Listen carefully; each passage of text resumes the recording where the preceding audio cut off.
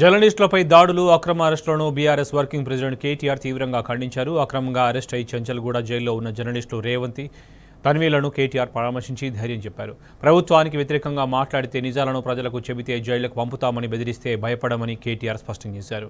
రాహుల్ గాంధీకి ప్రజాస్వామ్య లక్షణాలు తెలిసేలా మీడియా అవగాహన కల్పించాలని సూచించారు.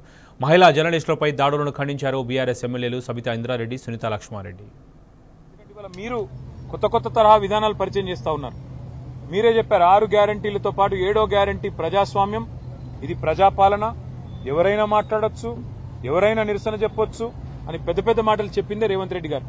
కానీ ఈరోజు ప్రజలు గొంతు విప్పితే తట్టుకోలేకపోతా ఉన్నారు.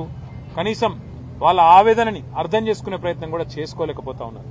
నేను ఇంకొక మాట కూడా అడుగుతా ఉన్నా రేవంత్ రెడ్డి గారు, మీరేమో ఏదో మీ భార్య పిల్లల్ని ఎవరో దూషించారు అని చెప్పి ఆక్రోశిస్తున్నారు అసెంబ్లీలో. మరి మిగతా వారి కుటుంబాలు లేవా? వేరే నాయకులకు కానీ మీరు దూషించినప్పుడు, మీరు అడ్డగోలుగా మాట్లాడినప్పుడు, మీరు మా పిల్లలతో సహా, మైనర్ పిల్లలతో సహా అందరి మీద నీచాతినీచంగా మాట్లాడినప్పుడు, అసభ్యంగా అక్రమ సంబంధాలు అంటగట్టినప్పుడు, నికృష్టంగా మాట్లాడినప్పుడు ఆ రోజు మాకు కుటుంబాలుంటాయనే సోయి లేదా? ఈ రకంగా నువ్వు మాట్లాడితేనేమో మంచిది, ఇంకొకరు మాట్లాడితే మంచిది కాదా? అందుకే నేను రేవంత్ రెడ్డికి చెప్పేది, ఇకనైనా బుద్ధి తెచ్చుకో, ఇకనైనా సిగ్గు తెచ్చుకో. ఇప్పుడే మేమిద్దరు జర్నలిస్టులను కూడా కలిసినాం. పెద్దలు శ్రీమతి సబితా ఇంద్రారెడ్డి గారు, పెద్దలు శ్రీమతి సునీత లక్ష్మారెడ్డి గారు, అదేవిధంగా గౌరవ ఎమ్మెల్సీలు నవీన్ కుమార్ రెడ్డి గారు, డాక్టర్ శ్రవణ్ దాసోజ్ గారు, అదేవిధంగా మా నాయకులందరం మరి ఈరోజు వారికి సంఘీభావం చెప్పడానికి, వారికి ధైర్యం చెప్పడానికి, మీరు జనం ఆవేదనని ప్రజల ముందు ఆవిష్కరిస్తే, రాష్ట్రం ముందు ఆవిష్కరిస్తే మీ మీద అక్రమ కేసు పెట్టారు తప్ప మీరు చేసిన తప్పేమీ లేదు అని వారికి ధైర్యం చెప్పడానికి వారి కుటుంబ సభ్యులను కూడా కలిసినాం. వారికి ధైర్యం చెప్పాం. తప్పకుండా వారి తరపున న్యాయ పోరాటం చేస్తాం. ఇందులో వెనక్కి తగ్గే ప్రశ్నే లేదు. నువ్వు జైల్లో పెడతాను అంటే భయపడడానికి ఎవడు కూడా ఇక్కడ ఊరికనే ఆకాశంలోంచి, ఢిల్లీ నుంచి పేమెంట్ కోటాలో ముఖ్యమంత్రి పదవి తెచ్చుకున్నాడు ఎవడు లేడు. మేమందరం జనం నుంచి వచ్చిన వాళ్ళం, ఉద్యమాల్లోంచి వచ్చిన వాళ్ళం, ఎవరికి కూడా భయపడేటోళ్ళం కాదు. జైళ్లకి, కేసులకి, బెదిరింపులకి, నీ ఊకదంపుడు ఉపన్యాసాలకి భయపడేటోడు ఎవడు కూడా లేడు. పెట్టుకో, ఏం కేసులు పెట్టుకుంటావో పెట్టుకో, ఏం చేసుకుంటావో చేసుకో. నాను నీ పరిపాలనలో ఒక పిచ్చోడి చేతిలాగా రాయిలాగా మార్చినావు. పిచ్చోడి చేతుల రాయి ఎట్లయితుందో ఇలా ఈ రాష్ట్రం ఒక పిచ్చోడైన రేవంత్ రెడ్డి చేతిలో, ఆయన విధానాల వల్ల, ఆయన నెగటివ్ పాలసీల వల్ల ఈరోజు ఒక్క వర్గం కూడా ప్రజలు సంతోషంగా లేని పరిస్థితి వచ్చింది. మరి అదే ఆక్రోశాన్ని ప్రజలు వ్యక్తం చేస్తుంటే జర్నలిస్టులను జైల్లో పెడతానని చెప్పి ఇవాళ ఏదైతే నియంతృత్వ పోకడలు పోతున్నాడో రేవంత్ రెడ్డి గారు, తప్పకుండా దీనికి తగిన సమాధానం కాలం చెప్తుంది. మేము ఇవాళ తీవ్రంగా ఈ అరెస్టును, ఈ వేధింపులను ఖండిస్తూ మా పార్టీ తరఫున మరి అందరం కూడా వారికి ధైర్యం చెప్పడానికి వచ్చాం.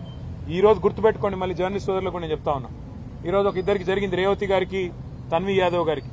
రేపు మీకు కూడా జరగొచ్చు, రేపు ఇంకొకరికి జరగొచ్చు.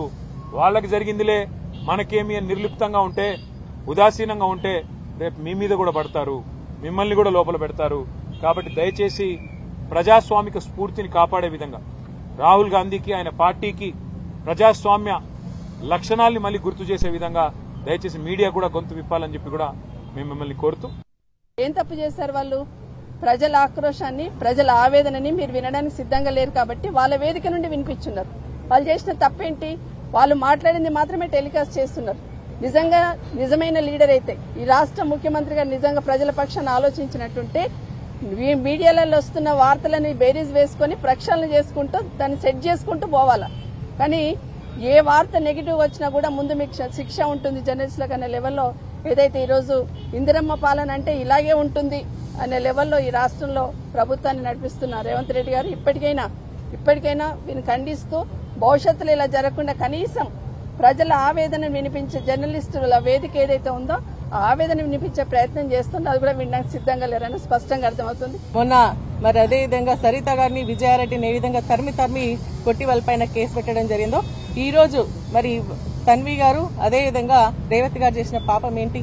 ప్రజల్లో ఉన్నటువంటి ఉక్రోషణ ఏదైతే, వాళ్ళ ఆక్రోషణ ఏదైతే ఉందో వాళ్ళు చెప్పి దాన్ని టెలికాస్ట్ చేయడం వల్ల మరి వారిపైన కేసులు పెడతారా అని చెప్పేసి అడుగుతాను. దీన్ని తీవ్రంగా ఖండిస్తూ, ఇక మీదట మీకే కుటుంబం కాదు, అందరికీ కుటుంబం ఉంటుంది. మీ మహిళలు కాదు, రాష్ట్రంలో ఉన్నటువంటి మహిళలందరూ కూడా గౌరవించేటువంటి సంస్కృతి, సంస్కారం ముఖ్యమంత్రి గారు ఫస్ట్ నేర్చుకోవాలని చెప్పేసి కూడా ఈ సందర్భంగా తెలియజేస్తూ